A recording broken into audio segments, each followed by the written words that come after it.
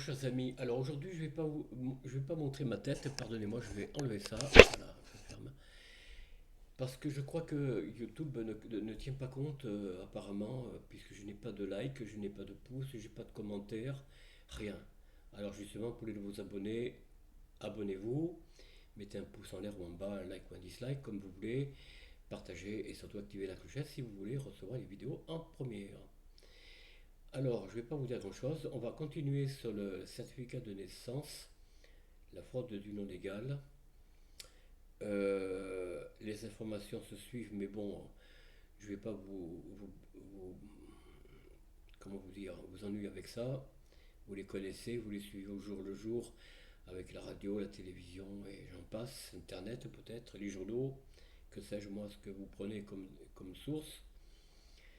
J'avais simplement envie de continuer à vous parler de ce qui se passe avec la fraude du nom, comment on nous a mis en esclavage, comme l'avait signalé Nicolas Sarkozy en 2007 pardon, à Nanterre lors une université, je crois, hein, où il s'est présenté, il a fait une prestation, où il avait dit que l'homme n'était pas une marchandise comme les autres.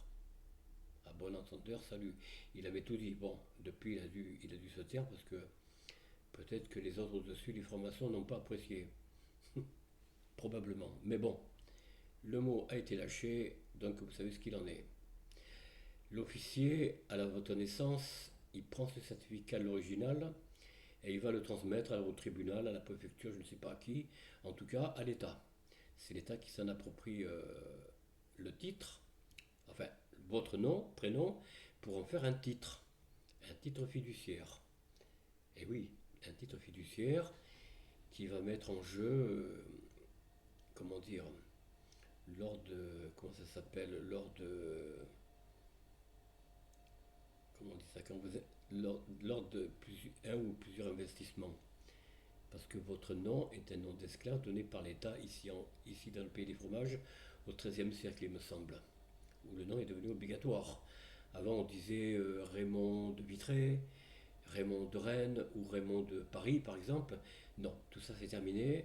C'est maintenant Raymond Dubois.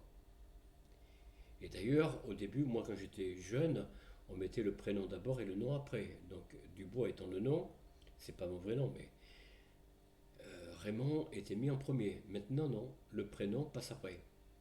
Eh bien, c'est de la fraude. C'est frauduleux. Pourquoi c'est frauduleux?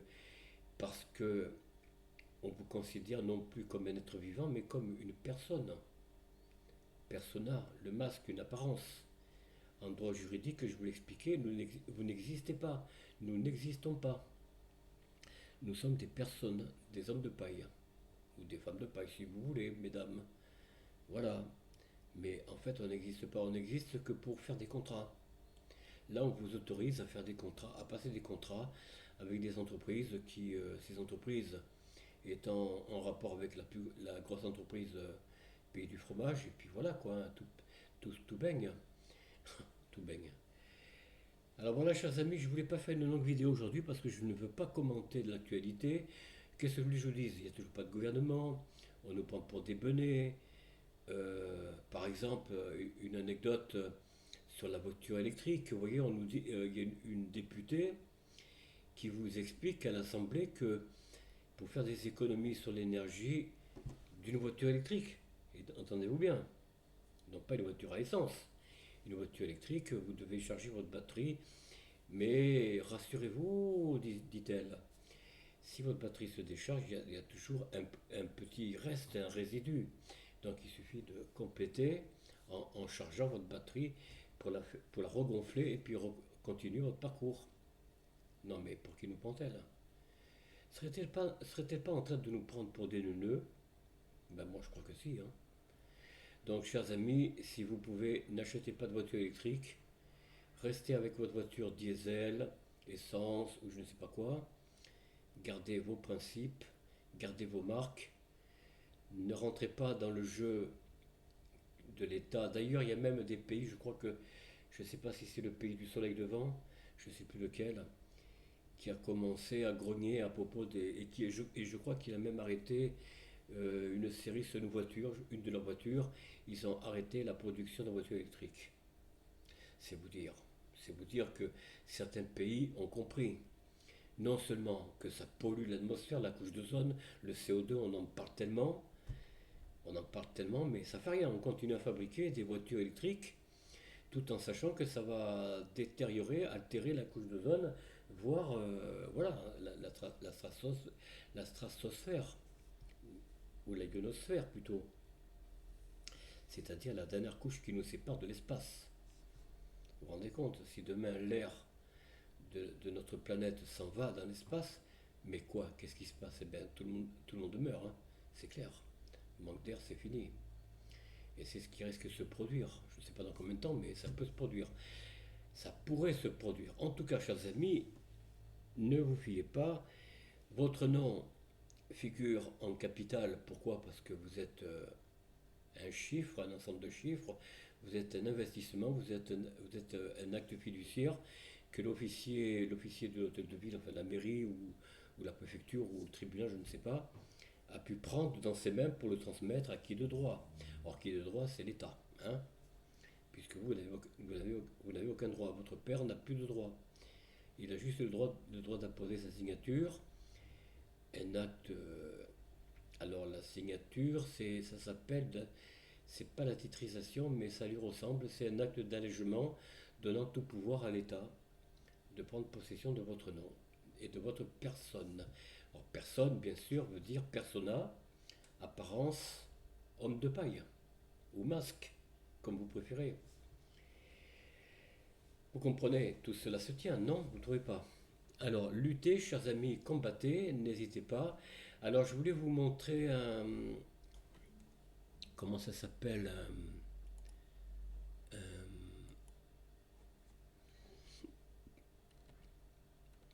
Alors, je vais voir si je le trouve ici.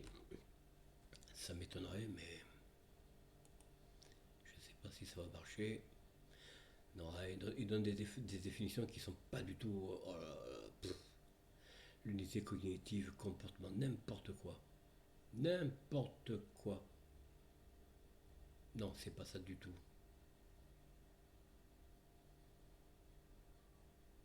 Oh là là là là, les pas de qu'est-ce. Non, mais sans blague. Voilà, on nous prend pour des benets, je vous dis, hein. Même Google maintenant vous donne plus toutes les informations nécessaires quand vous tapez une recherche. Vous comprenez?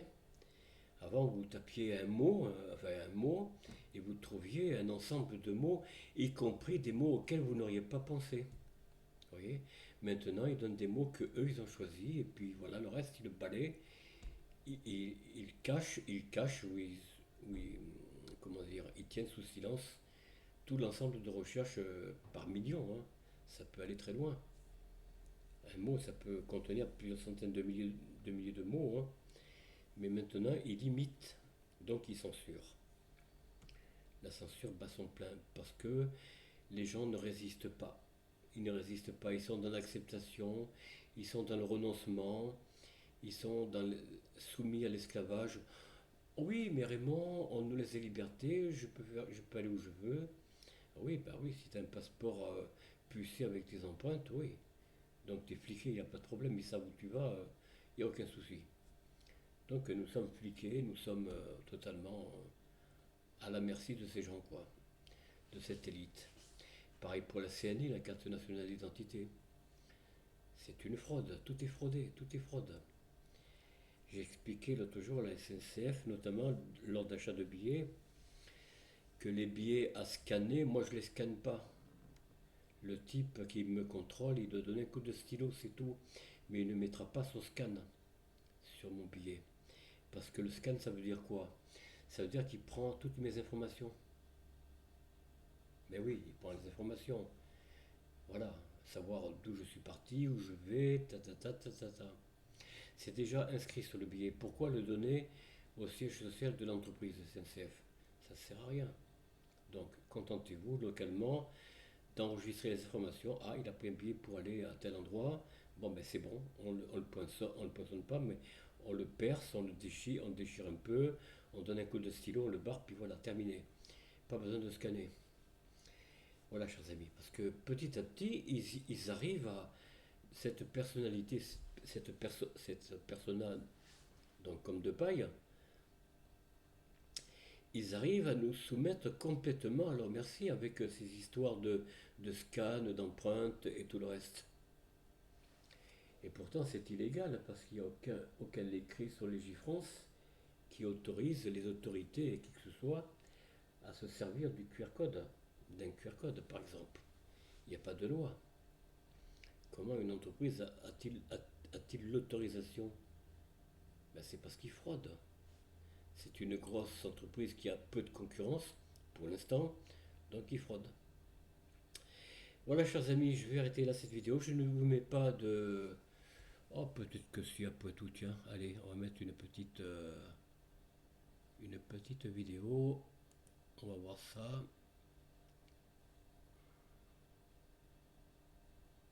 Alors, on va voir un peu ce que nous avons. Je vais mettre une petite vidéo marrante pour un peu rigoler, hein. On va un peu rire parce que bon, on va pas pleurer tout le temps, hein. Bah non. Je vais voir celle-là si c'est bon.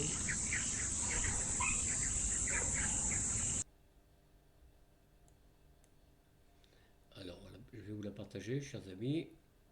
Hop, hop.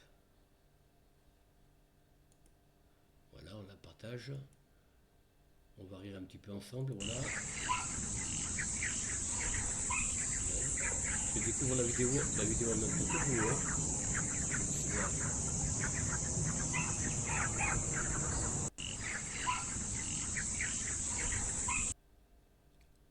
We were just kids when we fell in love. Ouais, bon, ça va toi.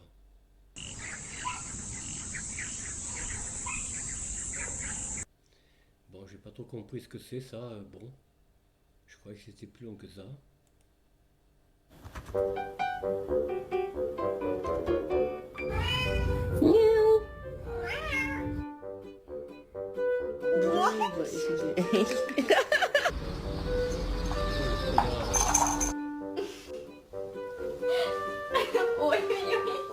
Probably gonna do it again. Oh my god.